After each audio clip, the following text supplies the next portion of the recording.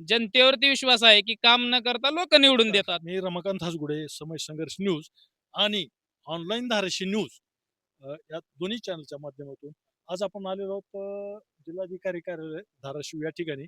तर या ठिकाणी काही कार्यकर्त्यांनी जिल्हाधिकाऱ्यांना निवेदन दिलेलं आहे. त्या संदर्भात आपल्याला माहिती घ्यायची की नेमकं निवेदन काय आहे आणि यांच्या मागण्या काय आहेत.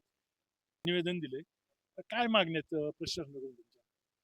अ, तेर धाराशिव, कळंब हा जो पालखी मार्ग आहे, या पालखी मार्ग करून जवळपास 1-1.5-2 वर्ष होत आहेत.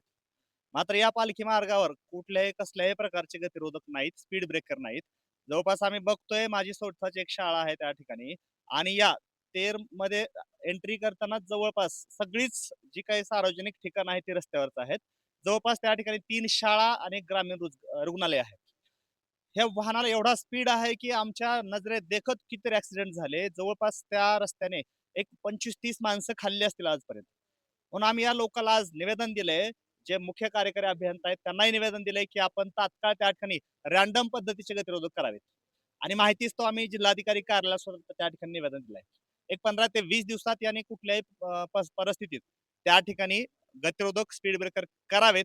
नाही केले तर राष्ट्रीय समाज पार्टी, आम आदमी पार्टी यांच्या वतीने आम्ही तीव्र आंदोलन छेडणार आहोत.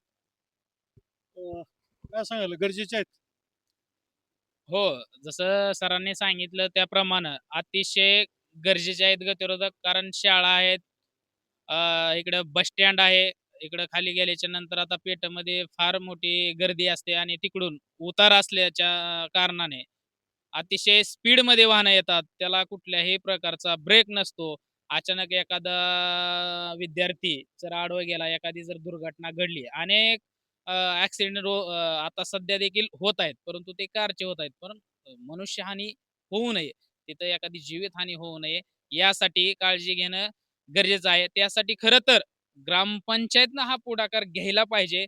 परंतु चालतंय आता त्यांच्यावरती जरा थोडासा मोठे हात असल्यामुळं त्यांना काही गरज नाही. त्यांना असं वाटतं, की जनतेचं नाही जरी प्रश्न मांडले तरी जनता आम्हाला मतदान करते आणि त्यांचा तेरच्या जनतेवरती विश्वास आहे, की काम न करता लोकं निवडून देतात. त्यामुळे लोकांची बी काही चुकी नाही त्याच्यामध्ये. मग तुम्ही रासपचे जिल्हाध्यक्ष आहेत, आम आदमी पार्टीचे जिल्हा उपाध्यक्ष आहेत. दोघांनी मिळून निवेदन दिले. काय इशारा आहे का प्रशासनाला काय नाही झालं तर? नक्कीच. आणि ते सगळ्याला आता जवळपास सगळ्या जिल्ह्याला माहीत आहे, की ज्यावेळेस राष्ट्रीय समाज पक्ष आणि आम आदमी पार्टी एखादं निवेदन देते, तर ती मागणी पूर्ण केल्याशिवाय स्वस्थ बसत नाही. हा आमचा इतिहास आम्ही निर्माण केलेला आहे. फक्त निवेदन द्यायचं, त्याचा पाठपुरावा करायचा नाही असं नाही. जे आम्ही काम हातात घेतो ते पूर्ण केल्याशिवाय शांत बसत नाही. त्यामुळं आम्ही आता आज गतिरोधकचं निवेदन दिलंय. कुणी कितीही अडवण्याचा प्रयत्न केला, कुणी अल्टिमेटम दिलं का? हो, दिला ना आम्ही अल्टिमेटम. किती दिलं?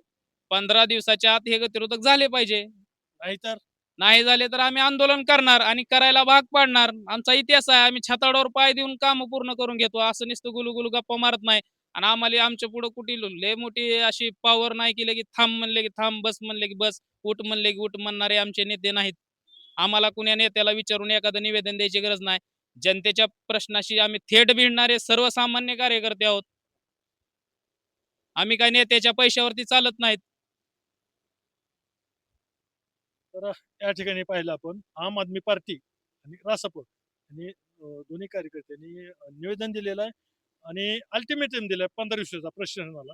नाहीतर यांच्या स्टाईलनं, तुमच्या स्टाईलनं हो. आंदोलन असेल पुन्हा.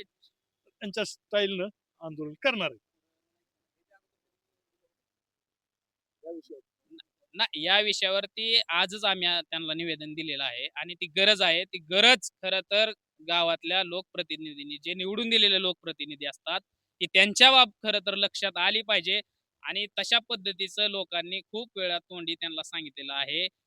परंतु ते दुर्लक्ष करतात.